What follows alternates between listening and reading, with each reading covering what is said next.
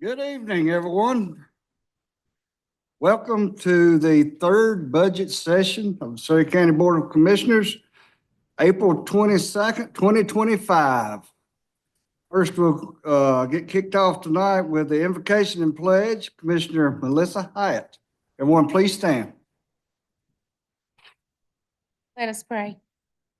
Our most kind and gracious Heavenly Father, we give thanks for the day. We give thanks for the rain that nourished the earth as it fell today, as we've been through such a dry spell. Lord, as we come to you tonight, we do the people's business, but not only the people's business, but the agenda tonight is the business of the children of our county. We ask that you give guidance and grace as we make decisions across this budget session to make sure that we do what is not only good for one, but good for all. These things we ask in your name. Amen. Ma'am. Pledge allegiance to the flag of the United States of America and to the republic for which it stands, one nation, under God, indivisible, with liberty and justice for all. I believe this is Commissioner Harris's first time. Yeah, So sure. I need it. we'd like to welcome all the school systems here tonight. Hopefully we'll leave here a whole lot smarter than we come in. So all this education in front of us tonight. So we're not going to mess around tonight because it looks like we got a lot of business to take care of. So we're going to jump right into it with the approval of the agenda. Do I have a motion? Motion to approve, Mr. Chairman. Motion by Commissioner Tucker. Is there a second? Second. Second by Commissioner Goins. Any discussion? All in favor, please say aye. Aye. Any opposed? Motion carried. All right, next. I'll get into all the introductions and everything when we call each school system up, so I'll get it all took care of then.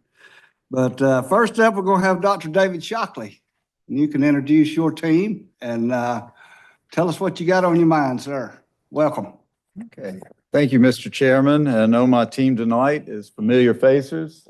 Dale Jessup, who serves as our Executive Director of Facilities, and our Senior Vice President of Finance, Mr. Tony Martin. So I'm grateful to have them with me tonight and really the catalyst that puts this budget together. And so I get to be the mouthpiece. And so the format of our budget's the same as it's been in the years past. The 14th time, I guess, I presented to this board on a budget. And so we pretty much follow through on the spreadsheets that you have, and if you have any questions, but we basically just inflationary cost is what we focused on, was actual cost in the budget lines, and made that adjustment accordingly with the inflationary cost is pretty much the theme that you would go through.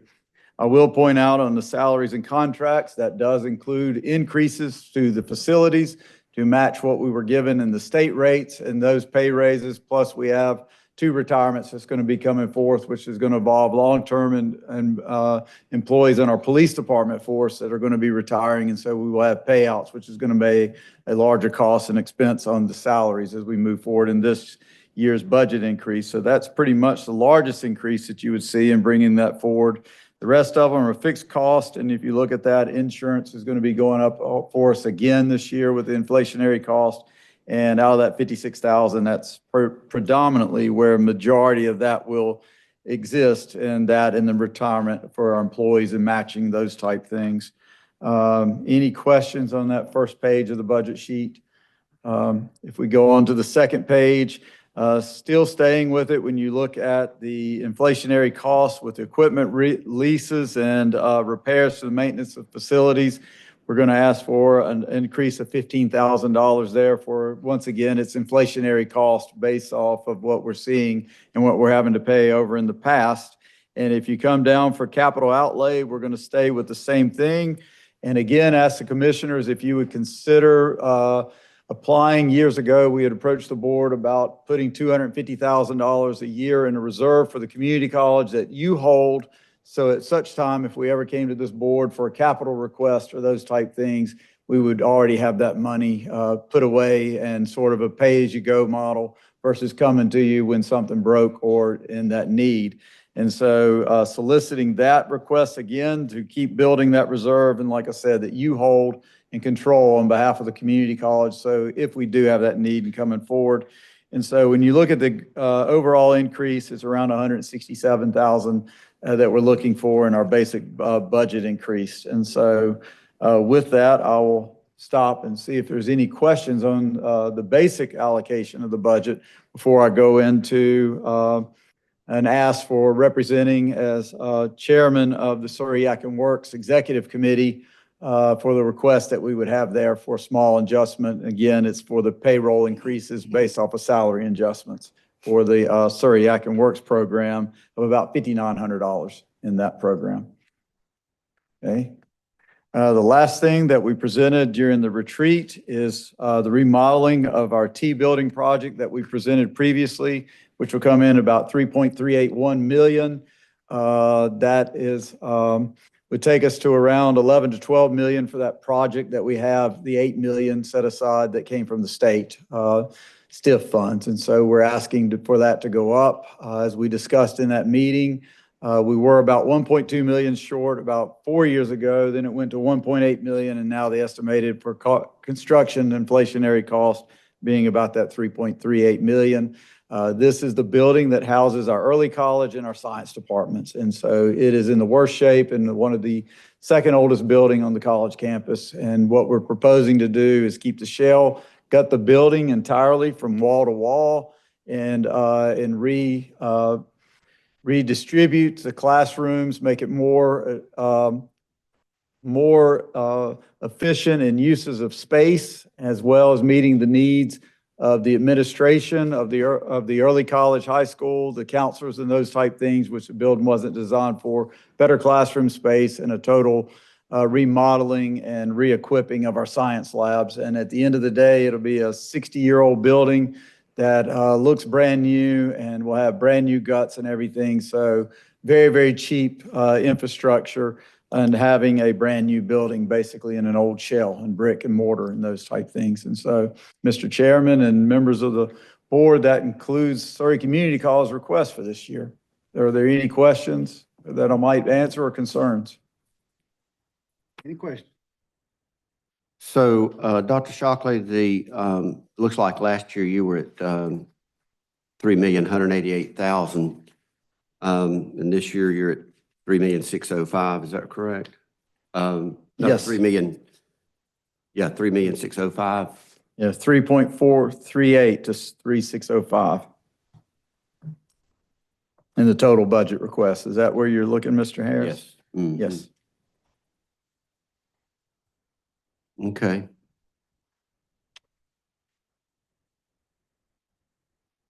The Surry Yakin Works number, 405,000, which is basically static where it was last year, pretty much. Yes, sir. And I think there was some sort of artificial cap there on the Surry Yakin Works enrollment that had been established. Is that correct? That is correct, sir. We set a cap on the enrollment at around 200, or it was 277?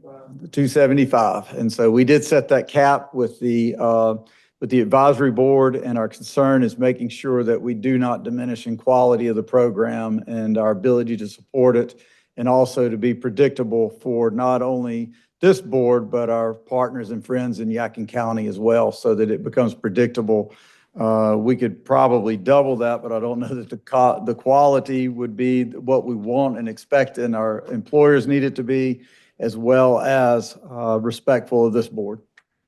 How many staff were included in that 405? I think currently there's 8 total. Are they all full-time? Yes. 1 part-time. We had a 1 retired superintendent that's working, but that's grant funded. Yeah, we had a Surry Yakin Works meeting, last week? Dr. Hall, Dr. Brown, I believe you missed Dr. Reeves. Yeah, he was in Raleigh. But, as we said last week, we got a cap of 272 students. That's amazing. From what it started, this is my second go-round on the board. From, what it started, 5, 6 years ago, 6? But, going from 25, 30 students to 272. Yes. That's amazing. The program, when we first approached the Surry County Commissioners and the Yadkin County Commissioners, we thought if we did 100 a year, that would be pie in the sky numbers. We blew through that the first year. Currently have served 908, I think, duplicated intern apprenticeships with 600 and some students served in 4 years' time. And so the program is the best model I've ever seen for workforce development in any community, anywhere, especially with the dynamics that we've been able to create inside of our community with all stakeholders working for one positive thing, and that's young people and adults that are included into the program, which were not included in the beginning, to be able to do that for our community in this region. Mr.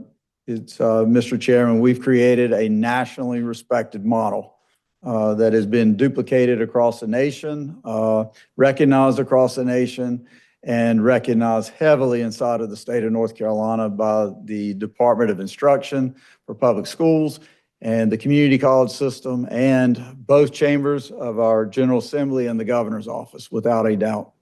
Heralded as one of the best things that they've ever heard of.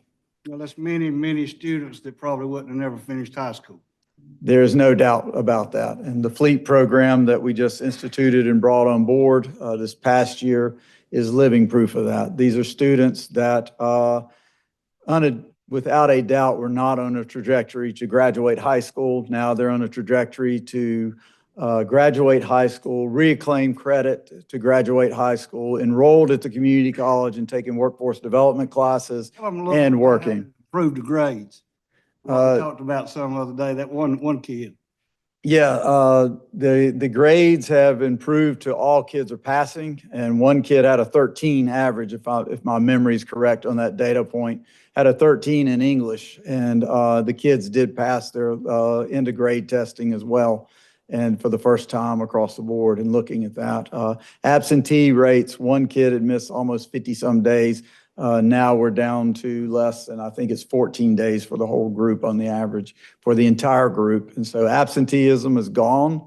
They're going to graduate high school on time. They're attending Surry Community College and taking classes for workforce development while they're enrolled in high school, and they're working at Altech in those positions. And now they're migrating this semester. Some of the students that have been there are migrating into the plant, into other fields that went beyond what we thought would be capable when they were just located inside with peer-to-peer in manufacturing cable solutions, graphics, and electronic controls that control the modules on the trucks. And so building those from scratch. So now they're welding, they're working in paint booths, they're assembly on the outside in the plant, working alongside of adults. And so amazing program as part of the Surry Yadkin Works umbrella, something else to be very, very proud of, and a national model, and the only model of its kind in the state of North Carolina. Mr. Chairman, being on the college board, I just wanted to thank Dr. Shockley for his management style over there and what he's been able to do at Surry Community College. I'm kind of a history guy, and I look at some of this data in a historical context. Going back, my first budget year was 2011, and but going back to 2000, to that very time, in 2012-13, the percentage of Surry Community College budget for Surry County was 2.84, and it was $2 million appropriation. And this year, well, last year in 24-25, it was 3.18 million, which was a 3.08% of the county budget, and I think that's very good management and very consistent. And I just wanted to thank you, sir, for your being fiscally responsible with the public's money. Yeah. We take it very seriously. We enjoy being partners with this board and helping our community move forward and doing what we can also to support our public school partners that will be presenting tonight, because I know that it's hard to do. We've been a beneficiary of state dollars, and as I promised you from day one in 2011, 2012, that if we can solve it on our own, we will. We'll only come here when that need is, we can't solve it on our own. And so we were a beneficiary of that. And as long as I'm president of the college, that's what we'll continue to do. But that's an interesting stat. I'm proud of that. And fortunately, we were able, that helped this board, we received $7.2 million for the Connect NC bonds. And we got rid of a bunch of stuff, didn't we, over there, Dale, with the spending that $7.2 million Yes. on those bonds. It was money well spent. It was. That the Surry County taxpayers wasn't directly Yeah. responsible for, so. All right, Okay. anything else? Dr. Shockley, we appreciate you coming tonight and thank you guys for being here and good to see you. Thank you so much. Y'all have a good Y'all evening. have a great evening and thanks again.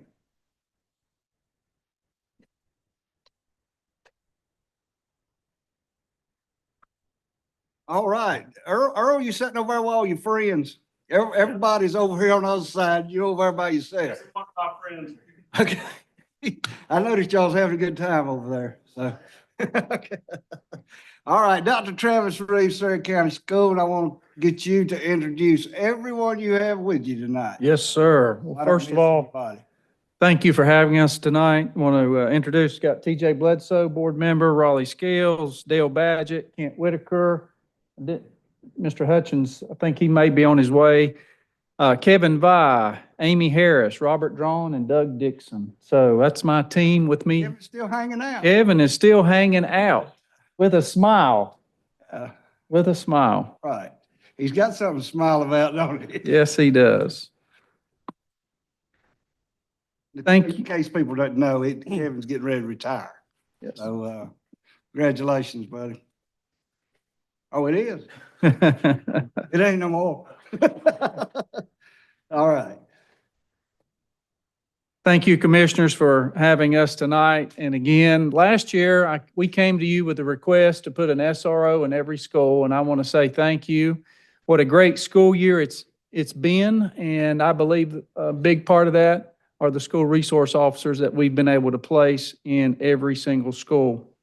And I say that from the standpoint, first, safety, second, relationships. Our SROs have been able to create trusting relationships with students and staff.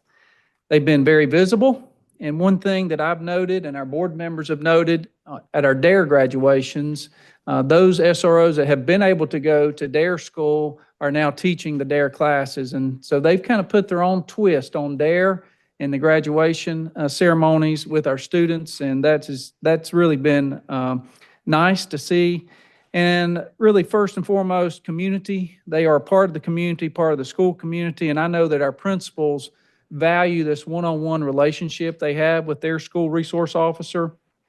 This relationship has helped our students and helped their families, often during the school day, but many times after school, many times on the weekend, because our principals have that point person in law enforcement. And I just want to thank you. I want to thank Sheriff Hyatt and Lieutenant Hutchins for the partnership with Surry County Schools. Secondly, I want to thank you for the support of Surry Yadkin Works. So thank you for bringing that up, and we certainly support Dr. Shockley. We've had tremendous success with Surry Yadkin Works. This year, we have right at 110 unduplicated students that are in the program, and they're building relationships. They're building connections with local businesses.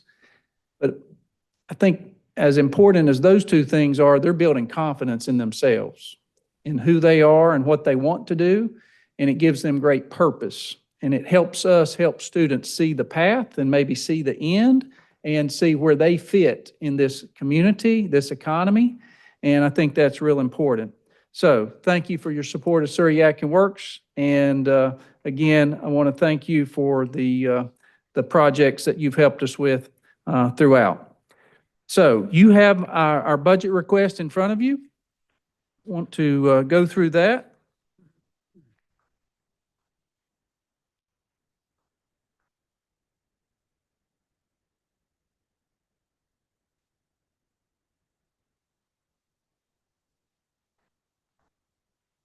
You took us to heart last night, didn't you? I sure did. Yes, sir. So you see the 25-26 school year request. This information was given to the county manager, I think, on March 21st. We're requesting a total of $9,918,000. This is a $656,000 increase from last year. As Dr. Shockley mentioned, this increase will help us offset the increase of hospitalization insurance, retirement costs, and the potential salary raises in the state that we must match. This is a total of $1,425 per student. Do you have any questions on that current expense request that I can answer?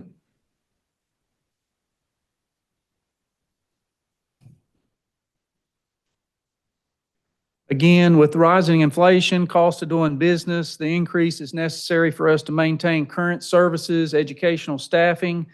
I do want to point out, we've made cuts the previous 10 years plus, including a $3 million cut last year. We have done everything we can in our school system to make the most of the dollars we have.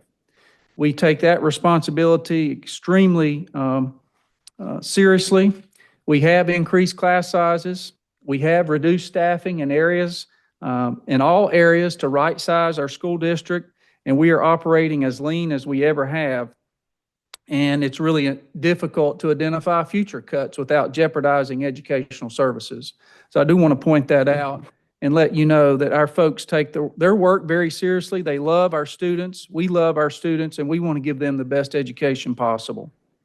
Are there any questions on the current expense request? If not, I'll move to the supplement request. You'll see that on the back side. The Board of Education, first of all, I just want to say this. Staffing our schools has become ultra competitive. I think you know that. We know that. In the job market, we are losing employees to other school systems and other professions due to compensation, supplements, benefits. In recognizing the challenge, our board is requesting $800,000 in supplemental funds.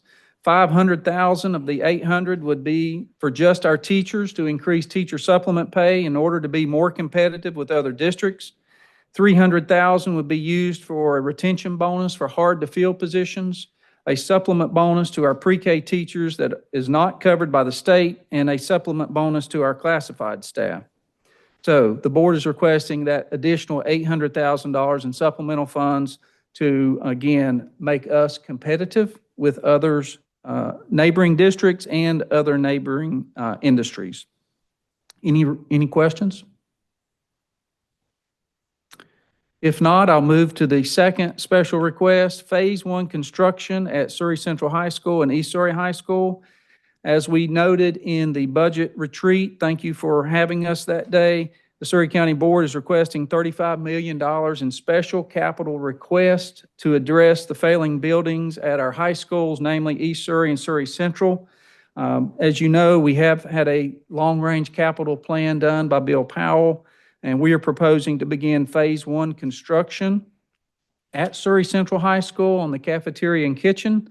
As you know, the building was opened around 1960. The current kitchen and cafeteria are original to the building and too small for the student body. We also feed the early college out of Surry Central High School kitchen.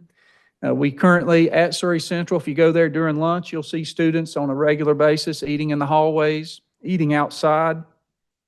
Secondly, we have the same problem at East Surry High School with the kitchen and cafeteria. We have students in the hallways and outside there also. And at both schools, this presents challenges for the cafeteria staff.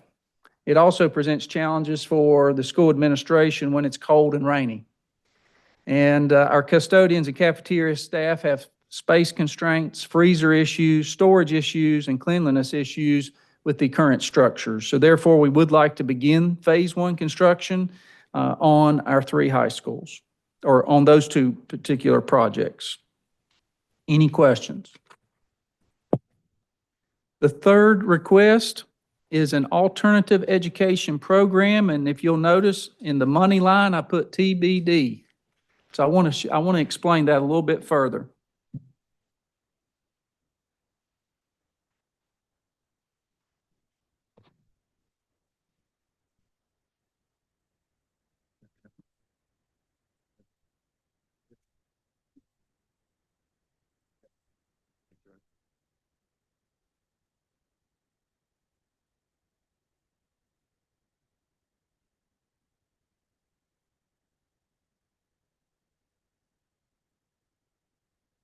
So Commissioners, the Surry County Schools, Elkin City Schools, and Mount Airy City Schools come to you tonight with a joint request, and I'll let my colleagues, after I speak, obviously during their session, discuss this, but we are looking to begin an alternative learning program for all three school systems. And so, as we see the needs of our students, our community, our schools, Can we you see the repeat that need. program repeat that definition for me, please? An alternative learning program Alternative learning. structured around therapeutic support, academic scaffolding, and foundational skill developments for students that are having a difficult time in a traditional brick and mortar school. We're looking to begin this program for middle school students in phase one, middle school and high school students in phase one. What we're looking, Commissioner Harris and other commissioners, is to begin this alternative program, have entry and exit points throughout the school year, so that if students can't be successful in a traditional school, we have an alternative placement option for those students. We would create individual transition plans for students that couldn't be successful in the traditional school, and it could be for many reasons. Many reasons. Behavior might be a reason, but there could be a lot of other reasons they can't be successful in a traditional school. And we would combine under flexible and fluid design a mix of on-site instruction, virtual learning, therapeutic support, and community-based experiences for our students. And so what we would like to do is establish in phase one baseline programming and staff with the staff members there. We are going to need folks, a program administrator, teachers, clerical support. We're going to have some other supports, mental and behavioral health supports, exceptional children supports, career development, and potentially school resource officer. In phase two, we would like to add an elementary component to this and a work-based learning component so that our students, when they're with us, we're teaching them skills and potentially credentials, taking the best from Surry Yak and Works and taking the best from Fleet, giving our students a purpose and a reason for being there. And hopefully they can learn from that experience. And again, this is, we want to give students an entry point and an exit point throughout the semester for our middle school students. And if high school students were sent to this alternative learning program, they would potentially be there for the remainder of that semester, but with a plan to get back into their traditional high school the next semester. If you look at the core components, so we know that we need academic scaffolds, small group instruction, credit recovery, personalized learning plans for students. We know that we're going to need to help our students with foundational skills, getting along with others, being able to follow directions potentially. That means soft skills, career readiness, job shadowing, resume building, conflict resolution, wraparound services. The community partners that we have here locally, we would envision they would be a big part of this. Surry Friends of Youth, the Children's Center, Department of Social Services, Juvenile Justice, Vocational Rehabilitation, community mentors, and faith-based organizations, Surry County Substance Abuse Recovery Office, Insight Human Services, Surry County Health Department, and Surry Medical Ministries. All of those wraparound services would be we would want to include those partners to help our students in this potential alternative learning program. So we think creating a smaller student-teacher ratio helps us helps our students. And so I guess at the very bottom, the bottom line really is we want to create a fluid, responsive, alternative learning program for all three school systems. We think it's more economical to do this. We want to reduce dropout rates. We want to improve the mental health and behavioral outcomes of our students. We want to re-engage our students with a purpose and direction. And we want to build a stronger workforce pipeline for Surry County as a whole. So this is a new program. Surry County Schools, we don't currently have what we call a program. We do have students that may have an alternative learning placement with fewer of these supports. And we feel like with a program like this, we could support them. So we are requesting $500,000 in year one to get this program off the ground. And in subsequent years, you can see if we expand that and create an elementary component and a work-based learning component, we would need to come back to you for a future, maybe additional funding in year 2. So this is a long-range vision for a program. We have not identified a facility for the program. If funding were made available, then that would be our next big step, is to identify a facility. Obviously, location is important. Being able to get transportation in and out. I think about child nutrition, being able to have a delivery point for food and for meals, being able to staff a location. So all those are the details we would want to work out if we could see this program off the ground. What questions do you have? How would you, just because I don't know, if you were to go down that road, your 3 school system, how about transportation to and from school? We would. I mean, you're talking about really from all over the county. Yeah, we would work that out with our transportation director. As you know, we have one transportation department that serves all 3 school systems currently with one transportation director. So we certainly would work that out. We already do that with Fleet.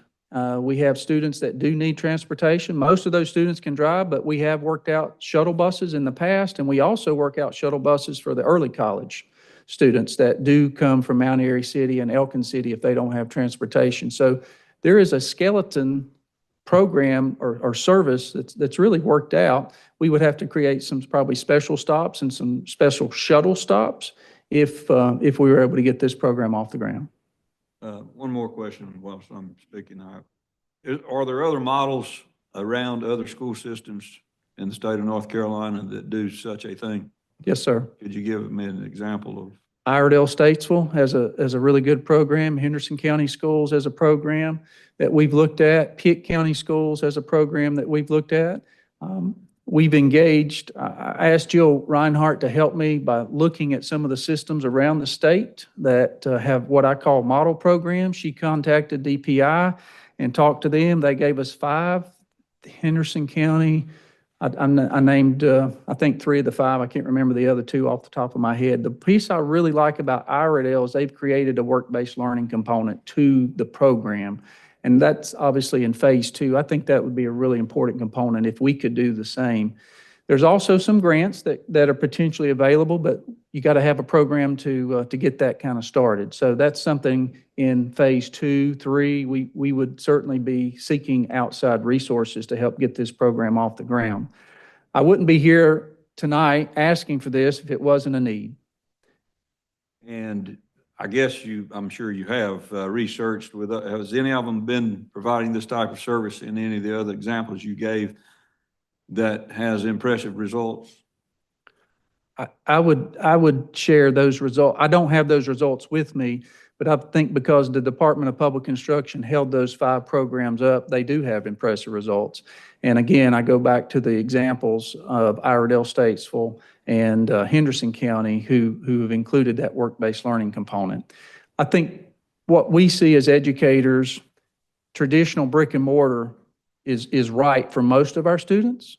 It's not right for all of our students. And I think if you look at programs like Surry Works, we've been successful by being able to take students out of that environment and put them in another environment with structures. Fleet is another great example. This program is for some of our most challenged students that can't make it in a traditional school setting, who may be impeding the learning of other students who can make it in a traditional school setting. And that, obviously, that hurts our hearts when we know that we have students in the classroom who are being distracted, or the teachers being distracted or being taken away from those students who can make it in that traditional setting. This is really, we need to find another alternative. And I think this is a program, we've not tried it. Give us a chance. That's what we're asking. Give us a chance to work together and prove it. Would you continue the online program that you now have, the online magnet school program? Yes, we would. Did the DPI give birth to this? No, sir. Who gave birth to it? Birth was given out of need, and that need is really the number of students that we currently have in an alternative learning placement. We've also seen threat assessments, the number of threat assessments that we've conducted and our other systems have conducted. We are now required. We have a protocol, and we've seen those level of threat assessments. The number have increased, but we've also seen the level of threats increase. And I think you're seeing similar, you may be seeing similar issues across the county with other programs and other departments. I know at the school level, we have a lot of challenges, and I see this program being one that could potentially help some of our most at need, at risk, and most needy families. So what I'm getting is, are you saying that discipline and accountability for the students has deteriorated in public schools in Surry County? Is that what you're saying? The discipline factor and children that cannot just function in a public school? Is that what? I'm not saying that. I'm saying that when I look at societal expectations across the board, they're lower. Yeah, for sure. And we come to a school where we have expectations, we have accountability, we have attendance, we have discipline that we have to follow. And there are some that have a problem following those rules, following the rules. Yeah, I mean, I guess I see a cumulative effect here with public schools. And, I was here when there was zero money spent on security. There was no need for security. And then we put in $5, you remember it? Yeah. For security. And then because of the threats from inside and outside a public school, and then kids that now they're not going to fit into a public school, dysfunctional. It's just discouraging. I mean, it's just really discouraging. And I guess when you fund security for all these schools in Surry County, and then you fund Surry Aiken Works, and then you fund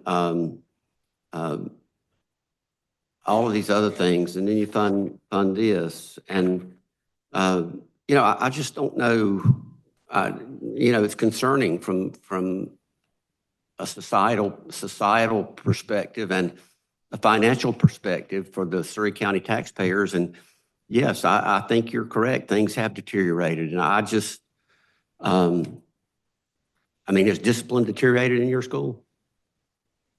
I feel like our expectations have not deteriorated.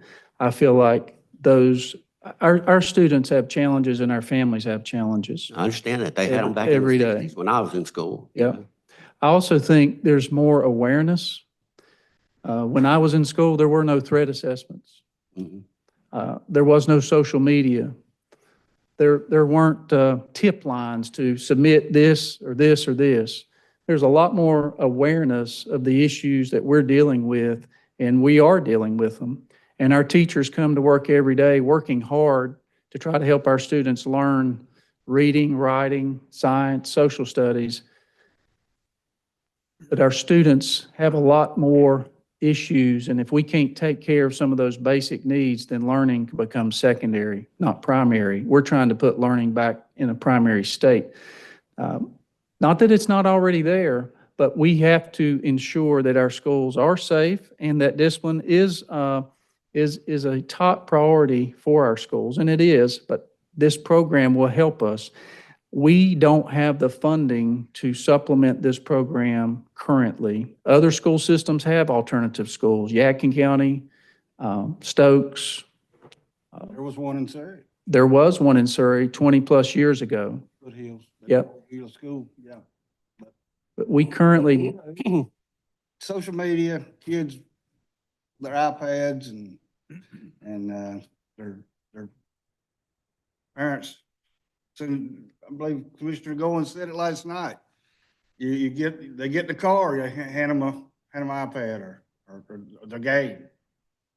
Go in a restaurant, you hand them the game. Come back out of school, put them in the back seat and hand them the game. You know, no interaction, no social networking. It's all became what's on that pad in front of you. Yeah. And I sit around and watch teenagers nowadays, room full of them, and they're sitting there texting each other instead of talking. I mean, it's crazy. And that's why I think that's one of the downfalls. I'm sorry, go ahead. I didn't mean to Go interrupt. ahead. You folks still have cell phones in your schools, is that correct? Well, there's cell phones there, but Well, we I know, have but procedures Some and, schools have completely removed them, have they not? I think I've been reading that well, our, Classrooms. in classrooms, yeah. well, we have a policy where cell phones are taken up at the beginning of the day or the beginning of class and given back to kids at the end of class or the end of the day. Okay, So cell phones really aren't an issue during the class now. right, I yeah. mean, kids can get them between classes and at lunch, or they may have them during a break, but during the class time, cell phones really aren't an issue. And you talked about the things that, no, you didn't say. You said, no, I didn't say that, I think, and I get it. But just to get a understanding and a scope of the need that you three collective school systems are coming together to ask for this startup opportunity. What would you imagine out of, let's say you got 7,000 kids and then there's 9,000 kids in Surry County Public Schools, or what percentage of those kids you think year one, if you had the facility, that would be recommended candidates for out of our total school population? Yeah, so I think that's a good question. We envision we could serve 60 students in year one, So 60 students. middle school and high school students. 60 students.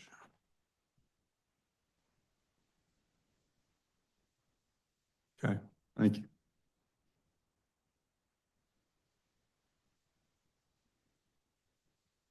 I do have one more question if you're entertaining. The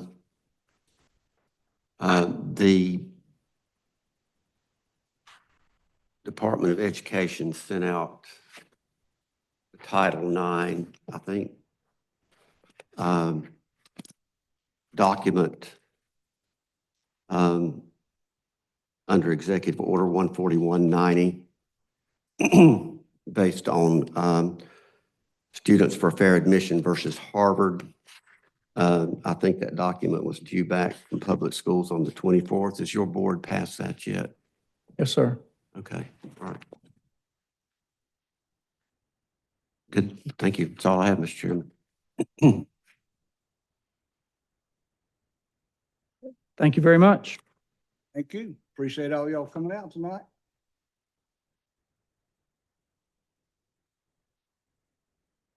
All right, next up, Dr. Steve Hall, Elkin City Schools. I'll ask you to introduce all your entourage.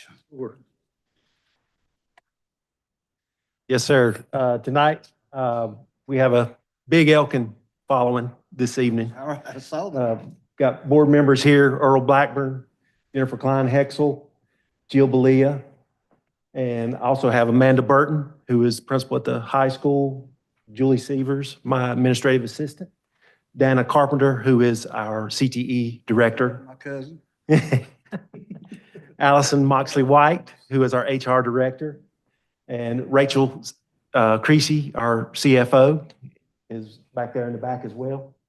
But I think I got everybody, yeah. So thank you for having us this evening.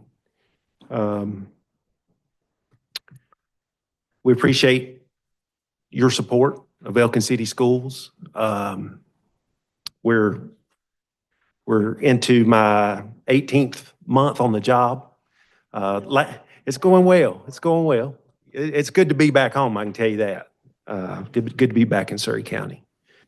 You know, we're small but mighty. Thank you, folks, for coming over on April 7th and conducting your meeting there. We've got a lot of great feedback from our community Did we have to for say you, I for went you.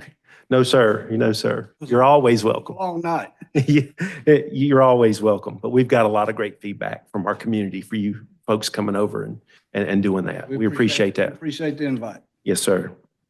But thank you, Mr. Chairman, Mr. Vice Chairman, and board members for having us this evening, Mr. Knopf and your staff. We appreciate all the communication and the transparency with you and your folks. It's greatly appreciated.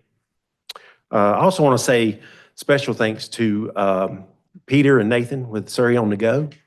I don't know if you've bringing back social media here, but there's good stuff on there too. And today they posted and shared out, they did some senior interviews with a group of our seniors. And if you haven't watched that, take a few minutes and watch. It's about 10 minutes, but it's fantastic. They asked some questions of those folks. And I think what you'll gather from that 10-minute segment is they're going to talk about community, they're going to talk about family, and they're going to talk about their love for Elkin City Schools. And they are why we're all here tonight, and they're why we do what we do. So thank you, huge thank you for that, Surry on the Go. That's a hidden gem if people don't know it. They do a lot of great things covering events. This year, what, 3.4? 3.4 million views? Wow. That's awesome. It is hidden gem. They do a really good job with that. Thank you for doing that. I want to touch on, kind of piggyback off what Dr. Reeves was discussing with that alternative learning program that you guys got the infographic on that. Every school board by general statute, I think it's 115C 105.45 through .48. It gives you all the details, but every school board in the state of North Carolina is required to have an alternative learning program of some type, some shape or form for their school district. Elkin City Schools in the past has had a model housed at our high school for middle and high school students called the Elk Academy. And through attritions and retirements and budget constraints, we cut that program this school year. On any given day, we could have had 8 to 10 students, as small as Elkin is, in that program. And that'd be grades 6 through 12 there in Elkin. That's one of the reasons. By statute, we're supposed to have some type of program. Now, with that program cut, you can walk in the front office at the high school, and some days you're going to see students there sitting with Miss Burton. They may be in her office. They may be right outside her office. Well, she's got a school to run. And, 350 other kids to look about. So that's one of the reasons why, this is required for school boards to provide this. With budget constraints, like I said, we had to cut our program. And Surry County currently doesn't have a true program either. So this would help all of our students in all 3 districts. It would save funds because it would save on the human capital piece by all 3 school systems not having to have a separate program each and just housing it all in one site. And we could tap into that Surry-Yadkin Works, Surry-Yadkin Fleet transportation model, I feel like, to help get them to some centralized location. And it would allow for more supports. The social media does play a part, I'm sure of that. But, our kids are coming to us a lot different than they were, 10 years ago, 5 years ago. We've had that pandemic since, and there was a lot of changes there with our students and families and the family structure. So I feel like this would be a positive for all 3 school systems. So I just thought I would include that as well. Like I said, I started, back October 23. It's been a year almost a year since I stood before you, and we were just coming out of our car accident my wife and I. It was April 1st, a little over a year ago. So a lot of things have happened in that time. But, there's always good to outweigh the bad. And I'm in a good place. And it's good to be back here in Surry County, like I said.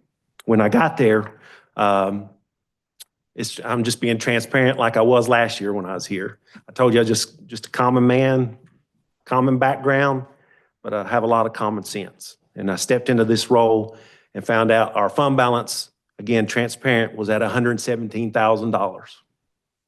And for a superintendent, when he hears that, it's a little scary, as you could imagine. I've been here 18 months, and we did a lot of things in that time. We dissolved several programs that were draining on our local funds. We downsized our human capital, like I said, through attritions and retirements. We haven't replaced, it's sitting around 10 positions in those 18 months that we haven't replaced. So again, we're small. We're the smallest system in the county. We're already lean, and now we're even leaner in the human capital side of things. We did raise our out-of-district tuition. It was $650 last year. We raised that to $800. This coming school year for 26-27, it will go up again to $950. That was already put in place by the board before I got here. And so parents are already aware of that, and we're getting ready to send out reminder letters here in the next couple of weeks, but that will raise again. We've also, and I mentioned this last year, we've curbed all of our non-essential spending on programs, and we cut back on a lot of those technological programs. We didn't have a lot to begin with because we're firm believers that people fix people, not programs. So the human capital is more important to me, to have good people. But we have, on a downside, had to curb our hiring, our non-essential hiring currently, due to those budget constraints. But here's some good news. And I know at these things, sometimes you don't hear a lot of good things. In the past 18 months, through all those efforts and many more, and I have to give all the credit to the team out here and all the staff that aren't here tonight, through their hard work and their efforts. Our fund balance as of tonight is $308,000. I know it doesn't seem like a lot, but it's been 18 months and we've been squeezing those pennies hard, and we've increased that fund balance. So I'm proud of that. I'm proud of that. We still got a lot of work to do. But with this team, and like I said, the folks that aren't here tonight, that can't be here, we're going to get the job done. And working with you folks, that all of us working together for a common goal, I feel like that's where we're going to climb out of this. I know we are. So I'll get right to the meat of it. We're small. We don't ask for a lot. For the 25, for the 26, 27, or 25, 26 school year, sorry. We are asking for, last year we received $314 per student for capital outlay. Let me interrupt you just. Yeah. We're gonna break for about 5 minutes. Yeah, no problem. Yeah, no problem. Again, we're small. We didn't ask for a lot. That's what I was leading in with. My apologies. You're fine. The capital outlay allotment request, last year, each of the school systems through the new model received a set amount. It was $314 per student. And we would just like to see that amount maintained. If it can be increased, we'll gladly accept it. But if it's maintained, we're good with that. As for our current expense request, we're estimating we'll have 879 students in district within Surry County that'll be enrolled for next year. And Last year, you graciously gave us $1,320 per student. This year, we've asked for a $55 increase to $1,375. Again, with increases in benefits and retirements and other things, possible raises from the state level, with some of those salaries, like Dr. Reeves mentioned, we'll have to match at the local level. We'll need a little bit of increase there to help us account for that. That would give us a grand total of $1,208,625. Last year, we also asked for an increase in the supplemental tax revenue that Elkin City receives. If you can see within your budget to allow another increase to that supplemental revenue tax, we would greatly appreciate that as well. Thank you to Commissioner Harris for supplying us with some information and some background on that supplemental revenue tax and how that comes about and how it works. That is greatly appreciated for you sharing that, sir. Yeah, you're welcome. Thank you. Again, I just want to say thank you to you folks. Thank you to all of our people for being here this evening. Thank you to our students, staff, community for all their support. And I'll open it up for any questions that you may have.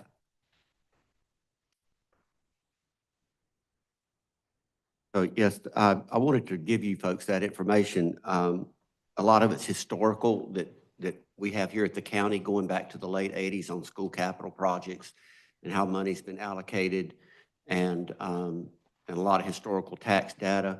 I did, for the benefit of your board, at a couple of them's request, the supplemental tax rate for Elkin City Schools basically went unchanged for many years.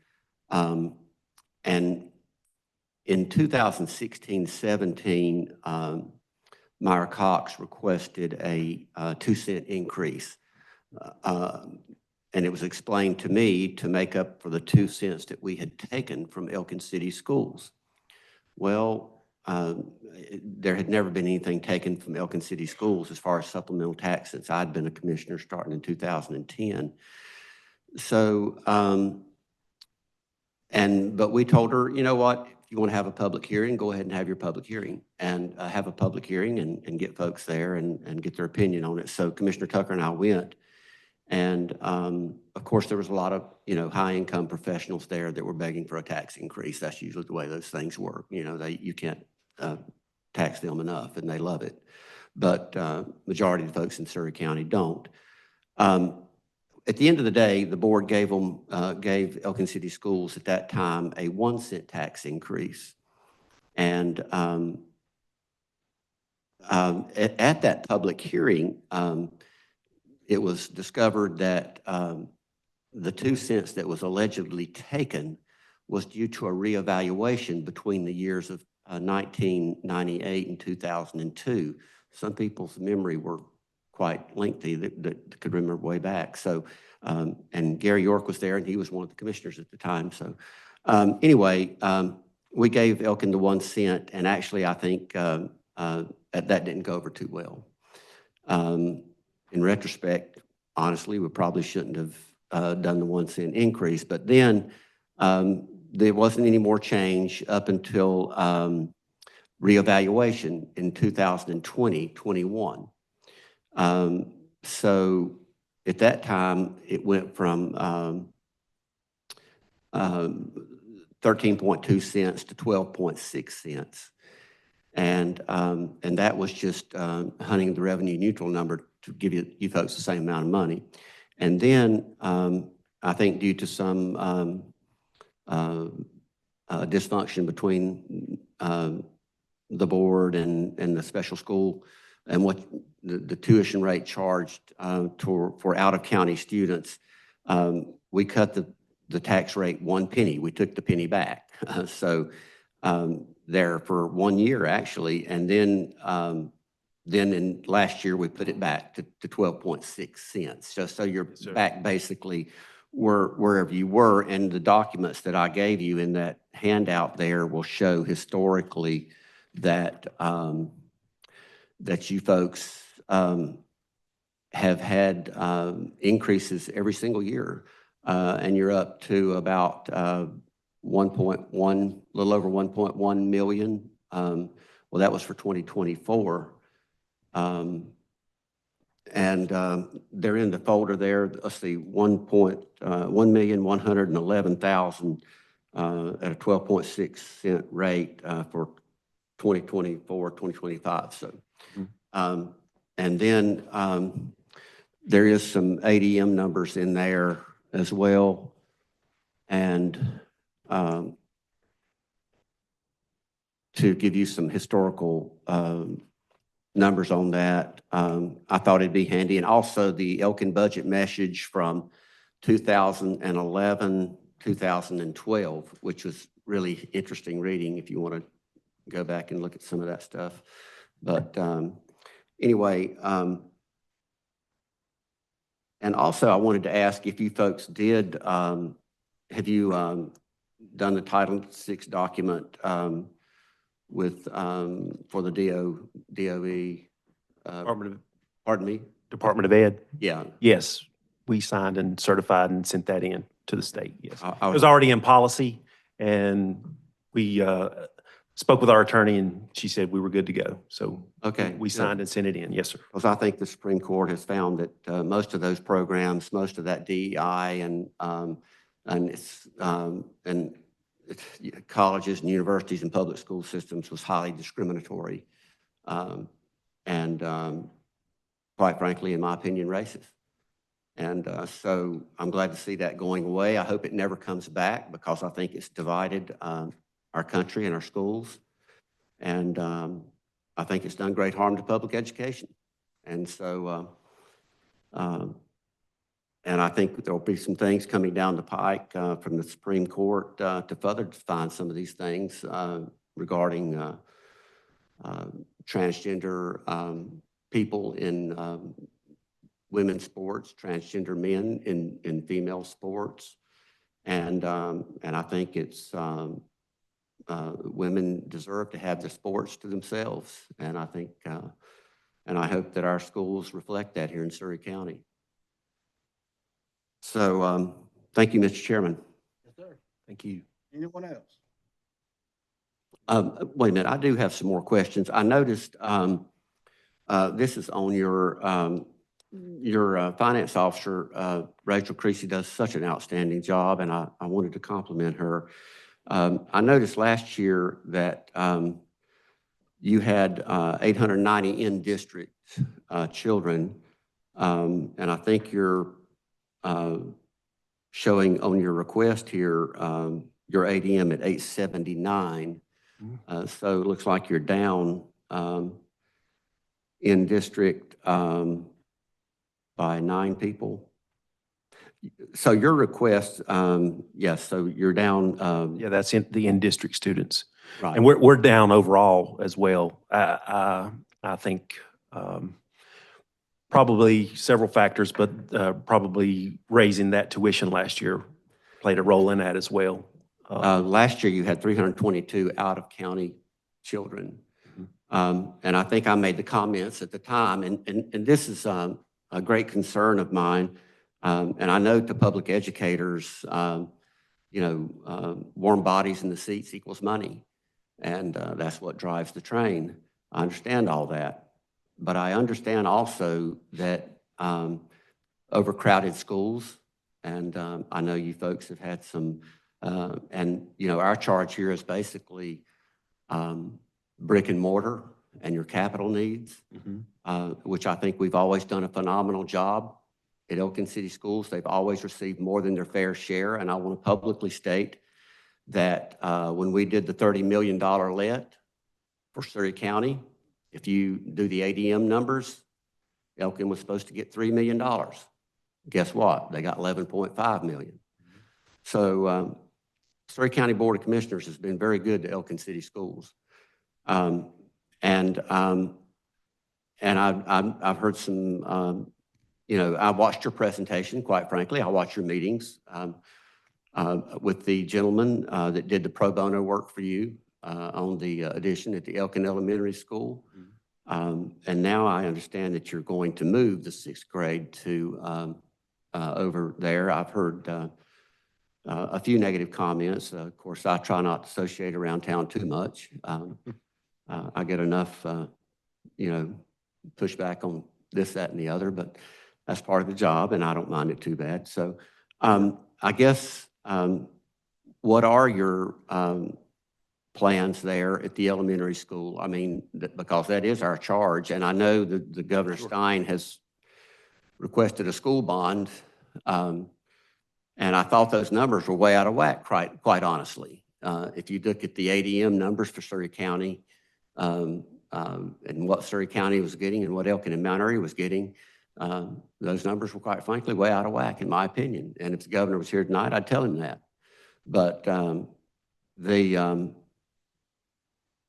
is that, you folks, you don't think the moving to the high school, I mean, the middle school, the sixth grade is going to alleviate your problem at the elementary school that you're still, I know you still have what, one mobile classroom, is that Yeah, right? we do. We have one mobile unit out back, and there's 6 classrooms in there, and we have third grade in that building currently. Mm-hmm. And so you think your enrollment's going to continue to grow there, or how do you see that, Dr. Hall? If the housing market continues as is, and some of these townhomes, and I'm hearing possible apartment complexes coming down the pipe, yes, I do. You live there. Elkin's a destination, and people want to be there. It's growing. And I meet people all the time downtown or at the chamber meetings, and they want to be there. They want to come to Elkin.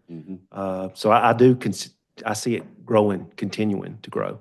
And our charge too, and it was always kind of hard to peel back the layers. Geography is what it is. I mean, Elkin's right in the corner of 3 counties. I understand that, but our charge is with the citizens of Surry County in the geographical boundaries of Surry County.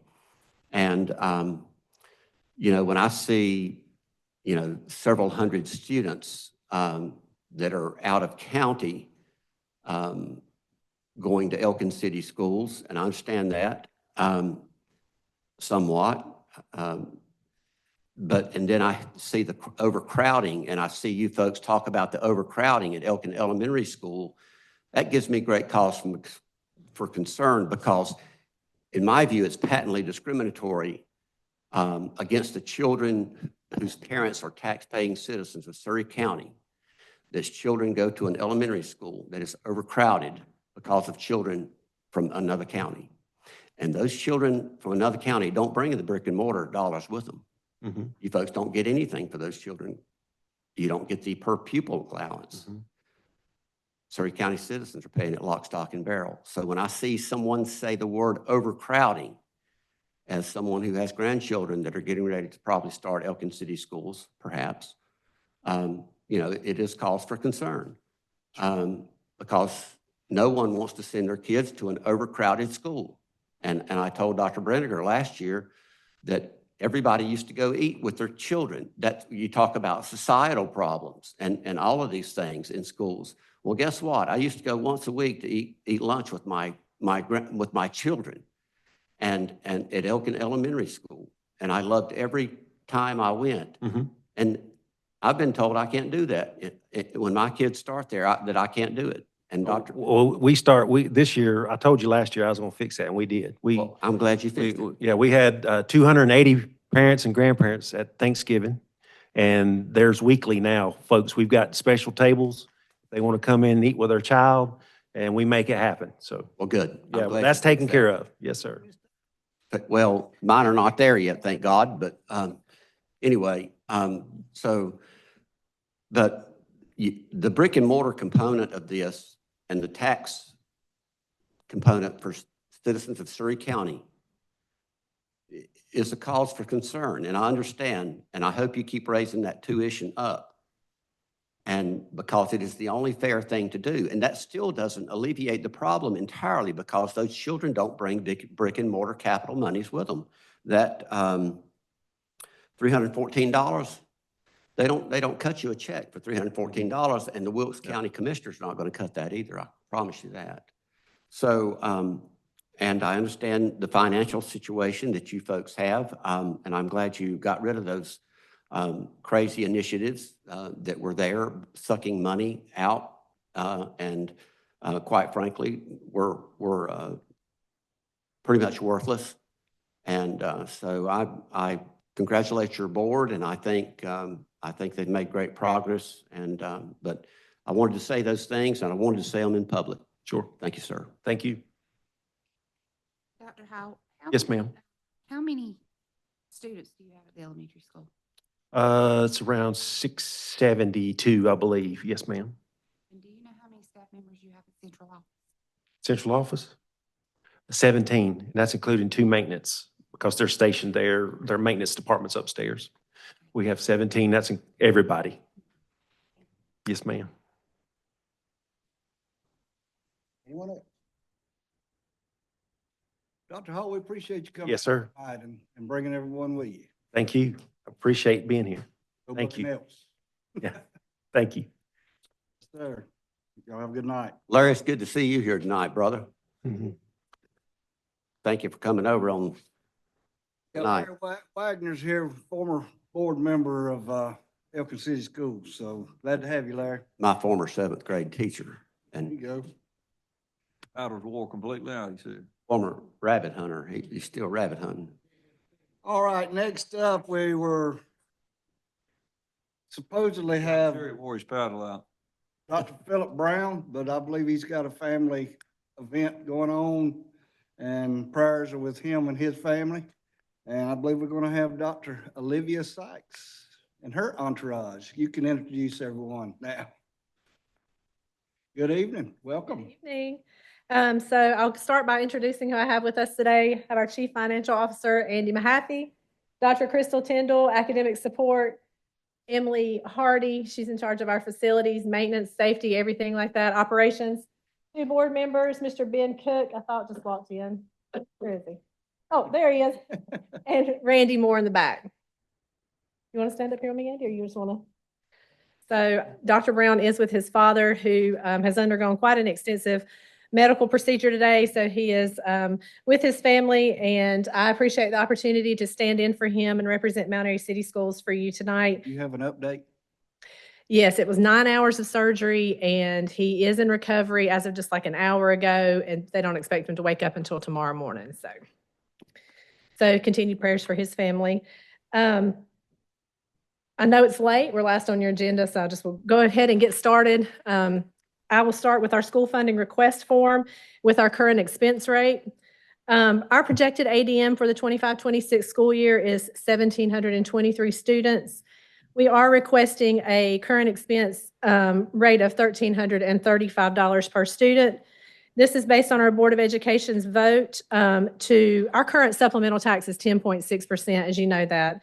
So our Board of Education voted that they feel like maybe a decrease of 10.2% with that 1335 is where they would like to go.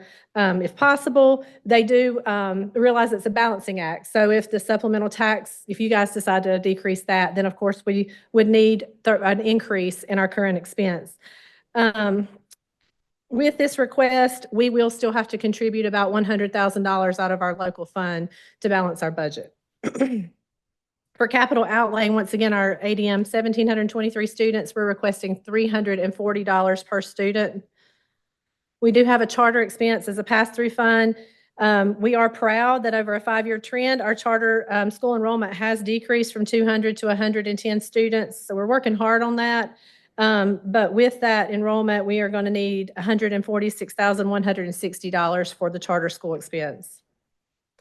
In addition to these requests, we're requesting an additional expense for an SRO, a third of the cost of one SRO. And I'll talk about that a little bit later because I think there's a flyer in your packet that will kind of outline the expenses needed for that. Again, we're proposing that to change the supplemental tax rate for the for Mount Airy City to 10.2% with our per pupil current rate expense of $1,335, changing that from 10.6% to 10.2%. You have requested the number of out-of-school or out-of-district students. Our in-county out-of-district students are 336 students, and most of our students are in the county, so they're paying the local tax. Our out-of-county students, we have 18, and our out-of-state, 27. And our out-of-county and out-of-state predominantly, according to our tuition spreadsheet that we keep, those are mostly our employees' students. So they're coming in with their parents as employees of our school district. I'm now going to turn it over to Andy Mahaffey, and he's going to go over the next page in your packet. Good evening. Thank you for allowing us to be here, share with you our ambitions for next year. In your packet, you will see one sheet that has our local expense breakdown. This printout shows it's broken down into purpose. So as you can see, that first column, the descriptions, instructional programs, system-wide supporting services, and ancillary. Those instructional programs are at the school and classroom basis. System-wide supporting services include maintenance, finance, and HR, and central office responsibilities, and then ancillary and charter school programming there. And the next two columns, you can see our projected FY25 final expense totals. And then next to that column is our FY26 projected expense. And that includes a 4% increase to those expense line items.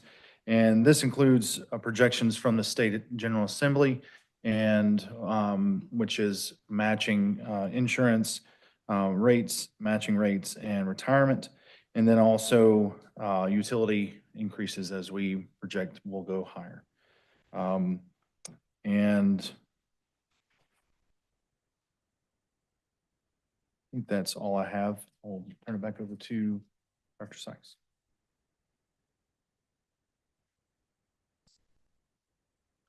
With those purposes, it's important to know that 71% of our money goes straight into classrooms, and the rest of the funds are operational in nature. So we do put the large majority of our funding into the classrooms. If you look at the SRO flyer that's in your packets front and back, that is a special request of us. We would like to know that we believe in school safety just like you have, and we know that you have expressed your support in having a school resource officer in every school in Surry County. We, up until just a couple of weeks ago, we had 3. One is shared between Therington and Jones, and our Board of Education has expressed the need and the want and desire to have another one. So to fulfill this request, we have 1/3 of the funding through a state grant. So we're able to put in 1/3 of the funding from our district. Our city commissioners, the city of Mount Airy, has committed to 1/3 of the funding as well. So we're asking for a contribution of 1/3 from you tonight, which is $28,333. The table on the back of your flyer outlines the expenses for an SRO. As you can see, the state and Mount Airy, or the city and Mount Airy City Schools fund these. We are able to pay for a portion of the high school SRO from a state fund, but it shows you the breakdown of how the city and the district funds the SROs. We already have onboarded an SRO. They will be placed at Therington Primary School. And what we're asking tonight is for the funding to sustain that, 1/3 of the amount to sustain that position. Also included in your packet are capital projects listed. There's a summary of our recent capital projects and then what's on deck for future projects, and those are just provided for your reference. And then, of course, the alternative learning program that has been mentioned tonight. We would like to express our support to having a joint alternative learning program in Surry County. We support this proposal and funding request, and we too have students who could benefit from the specially designed learning environment. We have one in-house, and it's housed at our central office, so if you ever want to visit, but it's very small in nature, and with funding, ESSER and all of that going away, that's something that we're having to reconsider. And so we do feel like that we could expand that to a bigger need in our district, and it is a need for our students to have those social, emotional, and structural supports, as well as an alternative learning environment to meet their academic gaps. So in closing, thank you so much for your time and support and your patience with me tonight. I'm very nervous. This is not something I do on a regular basis. So we tried to narrow down our presentation to just simply cover our needs. And we thank you for the job that you do. I know it's not an easy job. It's very hard to sit in your seat. So I appreciate that. I appreciate your time and your listening ear tonight. And in the words of Dr. Brown, I think he said this for the past 2 years that I've attended, we strive to be good stewards of the public's purse. And so that's what we're trying to do. I'd like to thank our board and our support for being here tonight and entertain any questions. Now, I'll take the easy ones. You can address the hard ones. Well, first of all, you've done a fantastic job. I've been so nervous. Why? I Why are you don't know. nervous? You've known me your whole life. I have. It's just scarier in this atmosphere. Okay. You've done a fine job. Thank you. Excellent job. Thank you. I'll ask you the same question I ask everybody. Have you all submitted the DOE? We have, yes. request? Okay, thank you. How many staff members do you have at central office? That is a great question. I do not know the answer to.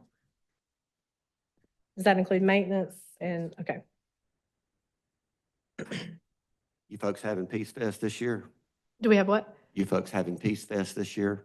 We do not have Peace Fest this year. Good. Thank you. I have one question. Okay. that It's not on here that I'm just curious about because we've had conversations, Dr. Brown and I in the past, about the geothermal system, and I know that's a dirty word, Yes. in the Mount City schools. Is there a reserve fund? Is there any plan whatsoever if a cold January morning, that system freezes and busts? 'Cause I know it's an issue. I do not think we have a reserve fund. Obviously, the only thing I know that we have are the lottery funds that are for these types of, she's shaking her head. She's shaking. We were just bragging on that thing. It has not caused any issues this year for the first time in forever, so. Because we've been praying over. Yeah, that's right. Good. Keep praying. So, You know, we don't have a reserve for that, right? Okay. How is the new CTE facility working out? Is good? The remodeled The CTE remodel. building is wonderful. And I would invite you to come look at the remodeled old junior high. It's coming along nicely. You know, I've been there 19 years and I just can't believe what it looks like now with that fresh coat of paint in the gym. And so we're excited about opening that up and getting some classes down there. It's a great space that's been kind of unusable for a while. And so it's coming along nicely. Please come and visit. Let us Yeah, know when we can. and- Okay. Yeah, Well, I I'd was like to glad come. Okay. Yeah. Nice. So I have one more question. Okay. You've got almost 900 million in reserve lottery funding. Have you looked at the use of those dollars? Yes, we've looked at possibly using that for emergency. Currently using that for our and covering the building.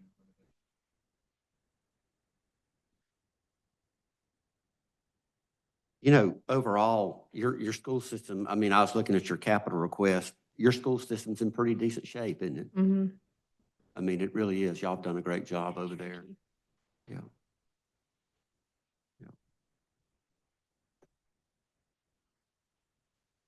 Anyone else? Olivia, thank you very much. Thank you. And Thank you. For everyone coming. Olivia.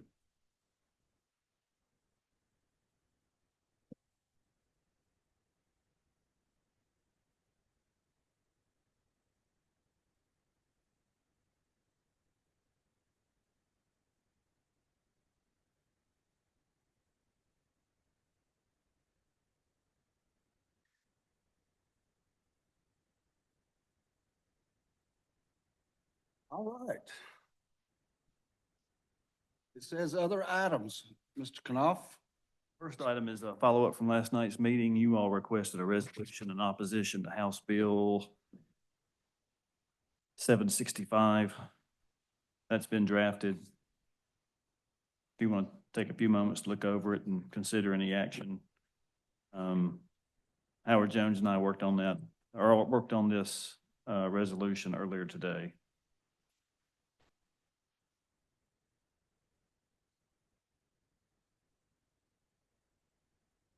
Has everyone had a chance to look over this? Yes, sir. And I'm sure we probably want to make some action tonight.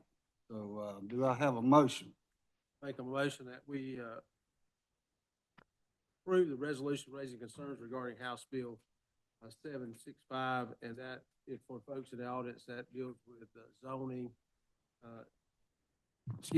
That deals with zoning and the state legislature. There's a bill being introduced that takes that control away from counties. And some language in there is not very good for rural counties, and so we don't feel like that we can support that bill. So that's what this resolution is in opposition to that bill 765. Just to dig a little deeper for public consumption. One of the parcels in that bill is to have a lot, an acre. You can put like 6 houses on that acre. So it's it'll strap the counties. I mean, it don't apply to us as a rural county. It'll bankrupt counties like us. Because if you put 6 parcels on an acre, you've got to have sewer and water.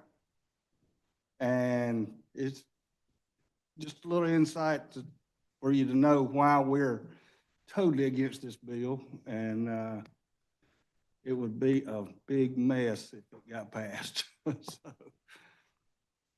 So, motion by Commissioner Goins. Is there a second? Second. Second by Commissioner Hyatt. Any discussion? That's when I should have brought this up, but, This is just a bill that arisen in the North Carolina House, Bill 765. You folks can research it. This is not this doesn't do anything except express this board's concerns about parts of it. I too have some concerns with parts of it. Typically, I align with a lot of the things that our House and our Senate comes up with, and this one's not out of the gate, and it's not about to be passed, and it's not even being considered in the Senate currently. But because it does raise some issues with our compliance with 160D and our 2040 land use plan that we've just spent a couple of years refining, thinking it's the best for our county, we feel like it's going to create some problems for a rural county that in fact would be overwhelming.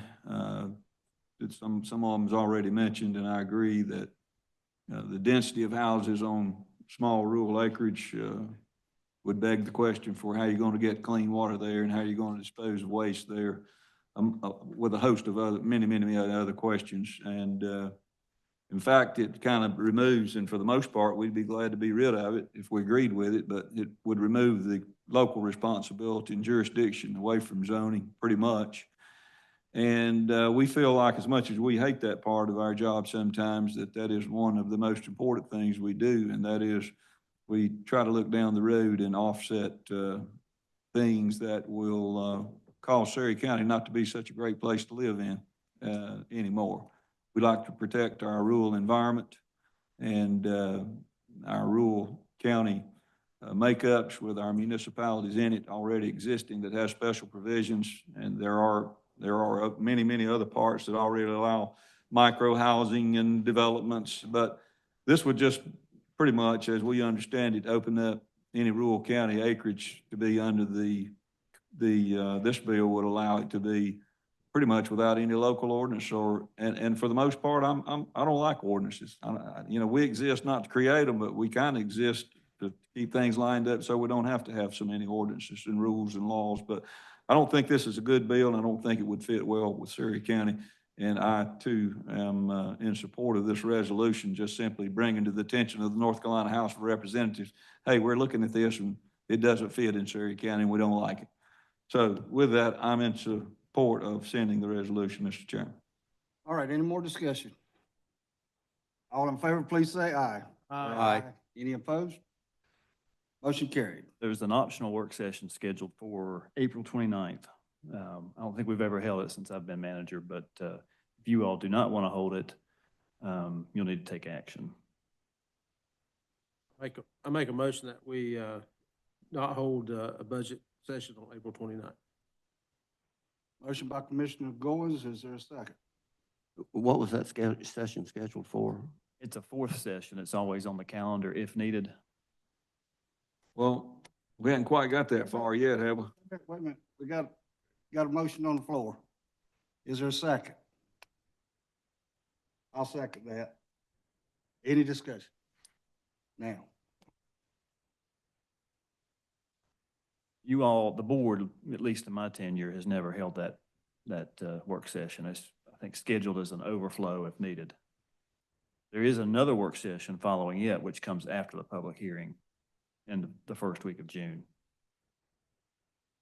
that's usually when we come back. Okay. It's when you all usually make your decision. So this is the optional one, not the last scheduled one. Yep, understood. You can hold it. I'm not telling you not to. I'm just Yeah. telling you, if you don't, you need to amend the calendar, basically change the schedule. I guess we can come and trade pocket knives. Kind of what we do, I guess. All right, any more discussion? All in favor, please say aye. Aye. Any opposed? Motion carried. That's all I have. We have any We're closed? Motion to adjourn, Mr. Chairman. Motion by Commissioner Goins to adjourn. Is there a second? Second. Second by Commissioner Tucker. Any discussion? All in favor, please say aye. Aye. Meeting adjourned.